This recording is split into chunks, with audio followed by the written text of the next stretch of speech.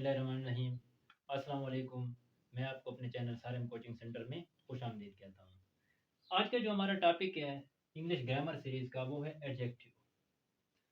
ہم نے پچھلے لیکچرز میں یہ ڈسکس کیا تھا پارٹس آف اسپیچ میں noun, kinds of noun, pro noun کے بارے میں بھی ہم نے ڈسکس کیا تھا، اور آج کرنے جا رہے ہیں ڈسکس ایڈجیکٹیو کے اوپر۔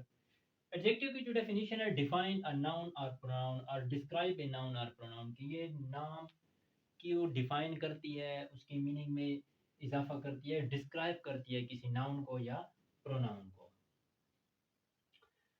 فار ایگزامپل، آپ کے پاس اگر کوئی آپ کے ذہن میں آپ کے سامنے اگر کوئی بھی کسی چیز کا نام لے، اور اگر آپ کو اس چیز کا پتہ ہو، تو آپ کے دماغ میں اس چیز کی فوراً اس کی امیج بن جاتی ہے، اس کی تصویر بن جاتی ہے آپ کے دماغ میں۔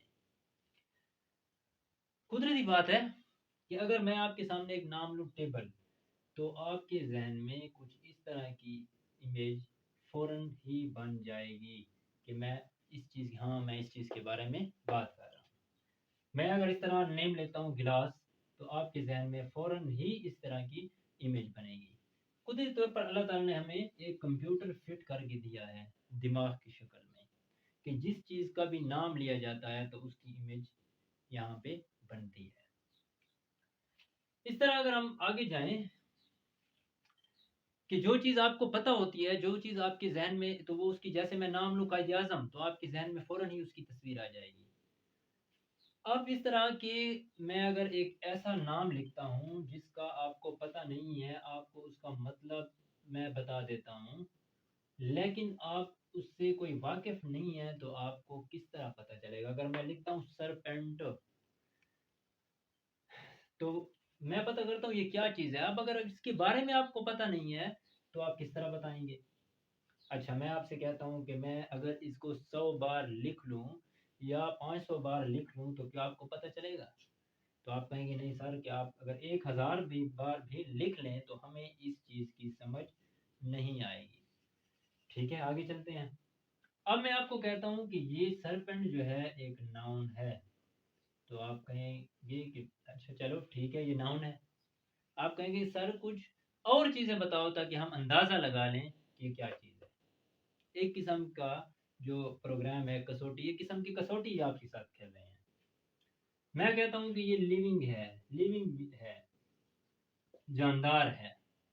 ٹھیک ہے، جاندار ہے، اور کچھ لیونگ کے بعد میں کہتا ہوں کہ یہ راؤنڈ ہے۔ ٹھیک ہے، گول ہے، راؤنڈ ہے۔ اب کہتے ہیں چلو یہ ناؤن بھی ہے، لیونگ بھی ہے، راؤنڈ بھی ہے، آگے اور کچھ؟ تو میں کہتا ہوں یہ تھن ہے۔ ٹھیک ہے، تھن ہے، پتلا ہے۔ اب پھر کہتے ہیں کہ سر اور کچھ؟ تو پھر میں کہتا ہوں کہ یہ لانگ بھی ہے۔ آپ کہتے ہیں کہ سر ٹھیک ہے، یہ ناؤن بھی ہے، یہ لیونگ بھی ہے، راؤنڈ بھی ہے، تھن بھی ہے، لانگ بھی ہے، اور کچھ؟ تو پھر میں کہتا ہوں یہ پوائزنس، زہریلا بھی ہے۔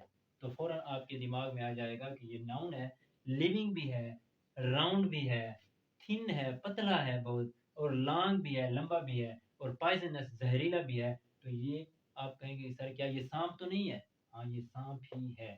تو یہی جو کوالٹیز اس کی ہیں، اور یہ جو کوالٹیز ہیں اس کی، تو اس سے ہی ہم نے اس کو ڈیفائن کیا، اس کا پتہ ہمیں نہیں تھا۔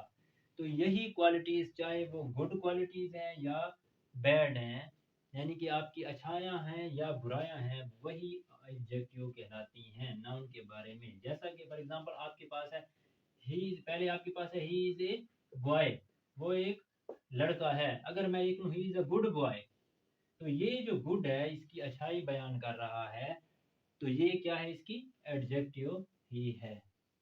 اس طرح میں کہتا ہوں کہ شی از اے بریو وومن، وہ ایک بہادر عورت ہے۔ شی از a woman, she is a brave women, یہ ناؤن کو ڈیفائن کر رہا ہے، پروناؤن کو ڈیفائن کر رہا ہے، پروناؤن کو ڈسکرائب کر رہا ہے، وضاحت کر رہا ہے۔ تو یہ وہ ایک عورت ہے، لیکن وہ ایک بہادر عورت ہے، اس کی اچھائی بیان ہو رہی ہے۔ ٹھیک ہے، تو اس طرح جو اچھائی بیان ہو رہی ہے، یہ اس کی ایڈجیکٹیو ہے۔ اس طرح اگر آپ اس کے میں کر دوں کہ ہی از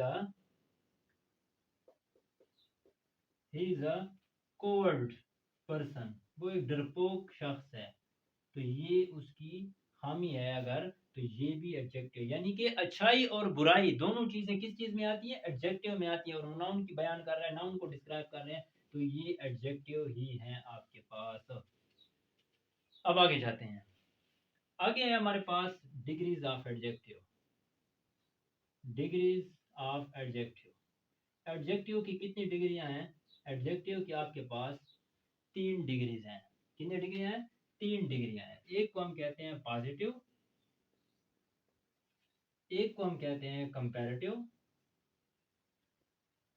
اور ایک کو آپ کہتے ہیں سپرلیٹیو۔ ایک کو آپ کہتے ہیں سپرلیٹیو۔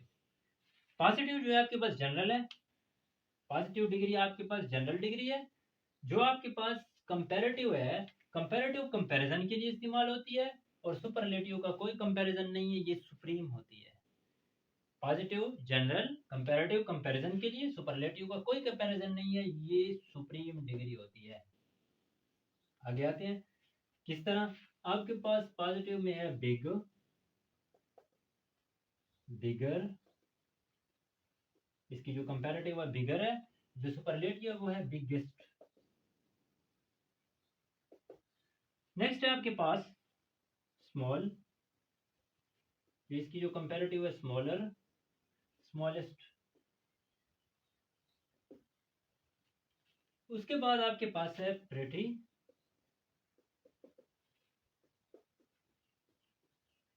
پریٹیئر، پریٹیسٹ۔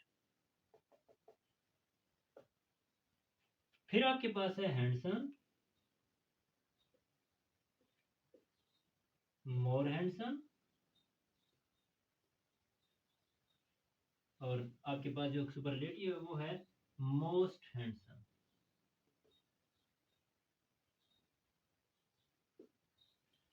پھر آپ کے پاس ہے بیوٹیفل،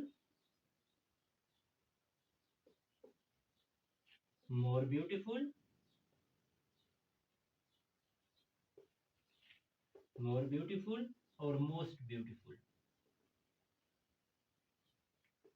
نیکسٹ میں آپ کے سامنے لکھتا ہوں انٹیلیجنٹ،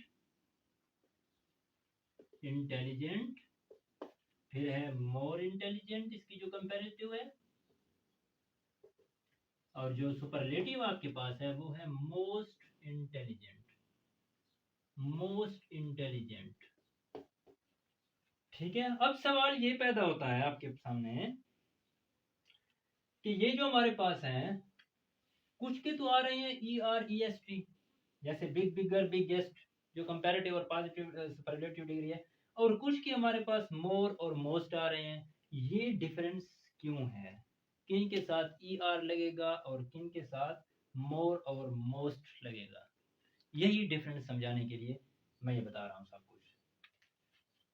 یہ جو ہے ہم آپ کے پاس مونوسیلیبک ہیں۔ کیا ہے؟ مونوسیلیبک، مونوسیلیبک۔